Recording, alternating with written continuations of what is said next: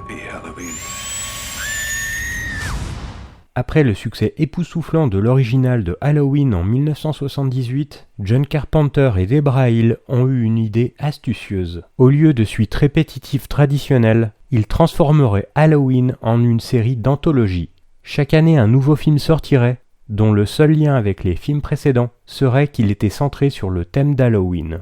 L'angle intelligent était que non seulement cela garderait la franchise vivante et fraîche, mais n'importe lequel des entrées pourrait à son tour devenir une franchise à part entière, créant ses propres suites. Cela ressemblait au rêve d'un studio. Malheureusement, le traditionnel Halloween 2 était entré en production. Il était donc trop tard pour faire quoi que ce soit avec l'idée d'anthologie. Carpenter et Hill sont allés de l'avant, espérant récupérer l'idée de l'anthologie avec Halloween 3. Au lieu de Michael Myers avec un couteau de boucher, l'idée centrale du film serait quand la sorcellerie rencontre l'ère informatique. Ils ont fait appel à Joe Dante pour le réaliser et ont embauché Nigel Kneale, scénariste des films Quatermass, pour écrire le scénario, qui se concentrait sur les druides modernes pratiquant Halloween à l'ancienne. Joe Dante ne pouvant être sur le projet sera remplacé par Tommy Lee Wallace, le créateur du masque de Michael Myers, et futur réalisateur de ça pour la télévision, de Stephen King.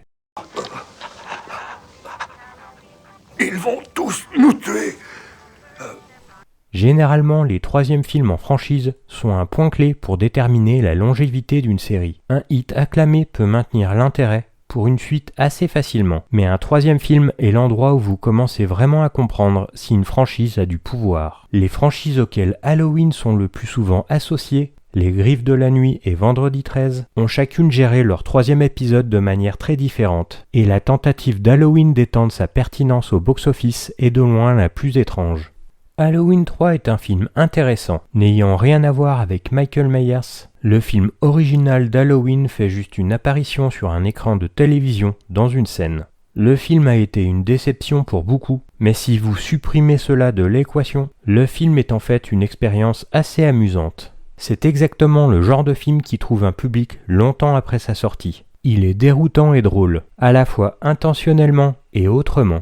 La plupart des morts sont plutôt horribles, des étouffements, électrocutions, décapitations entre autres. Elles augmentent progressivement en intensité tout au long du film. Vous ne devez pas voir Halloween 3 comme un film cohérent, mais plutôt ouvrir votre esprit à quelque chose qui n'est pas tout à fait réel, quelque chose de presque magique. Halloween 3 est comme la licorne de la série Halloween, une créature mythique. Ce film que certains peuvent considérer comme ridicule se délecte en fait de son étrangeté. C'est une histoire simple avec beaucoup de crochets et de rebondissements étranges. Considéré pendant longtemps comme le vilain petit canard de la saga, ce film a avec les années une belle cote de popularité.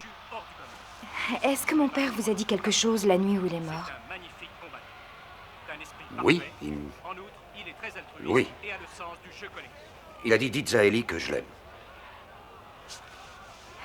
Il y a un attrait culte indéniable pour Halloween 3 le sang du sorcier, qui défie la critique traditionnelle avec ses transgressions et son humour ironique. Par exemple, Wallace enfreint la règle du film d'horreur qui déclare qu'aucun jeune enfant ne mourra à l'écran.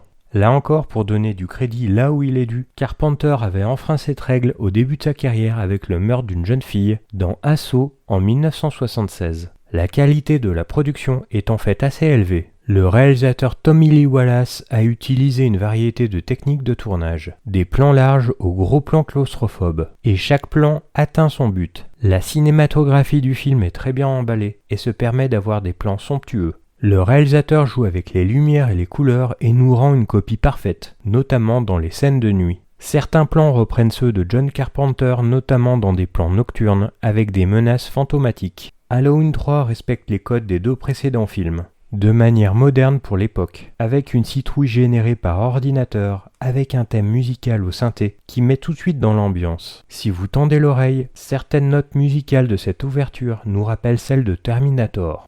Puis avec un homme fuyant, une menace inconnue. Les scènes sont fixes et statiques et l'acteur fait tout le mouvement. Cela crée une ambiance au début du film qui suscite des sentiments de confusion et de piégeage. J'ai l'impression d'être une personnalité. Une ville accueillante. Lorsque nos héros arrivent dans la petite ville de Santa Mira en Californie, le ton change et le film se remplit de suspicion, de paranoïa et d'effroi. Ce n'est juste pas un autre encaissement de slasher, c'est donc un film étrange et qui est très bien filmé.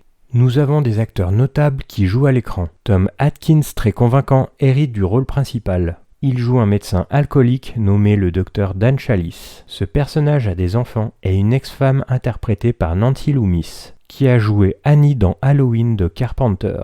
Tom Atkins est un pilier de l'horreur. Il apporte du machisme au film depuis la fin des années 60. Son rôle le plus célèbre, peut-être, est celui du détective dans Extrasensu, ou plus tard son apparition dans le mythique L'Arme Fatale. Dans Halloween 3, son personnage est un peu misogyne et attire sexuellement presque tous les personnages du sexe opposé. Son sérieux dans le film empêche l'intrigue de devenir incontrôlable.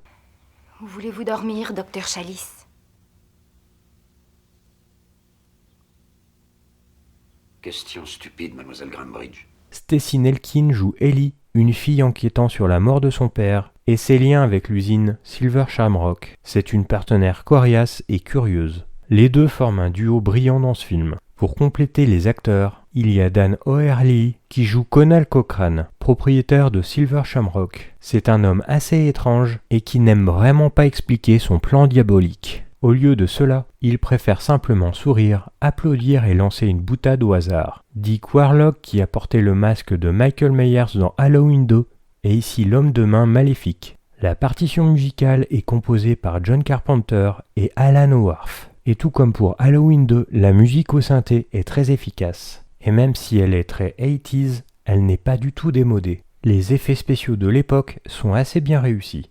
Le gore dans Halloween 3 ne vient pas souvent, mais quand c'est le cas, c'est macabre. Lorsqu'une cliente ennuyeuse se plaint d'un masque d'Halloween défectueux, elle reçoit une explosion d'énergie en plein visage. Sa scène de mort est l'une des plus terrifiantes et malsaines de toute la saga Halloween. C'est étrange, on ne s'y attend pas, et c'est dur à regarder. D'autres moments, dont la fonte d'une tête d'enfant dans un masque, sont exécutés avec beaucoup de talent par Don Post Studio. Le film n'est pas le film d'horreur le plus sanglant, mais quand il frappe fort. Après l'échec d'Halloween 3, il a fallu 6 ans avant que Michael Myers ne soit ramené pour le bien intitulé Halloween 4, le retour de Michael Myers. Le public souhaitait le retour du tueur masqué, John Carpenter n'était pas intéressé et il a décidé de vendre les droits de la franchise Halloween à un autre producteur. Coupez!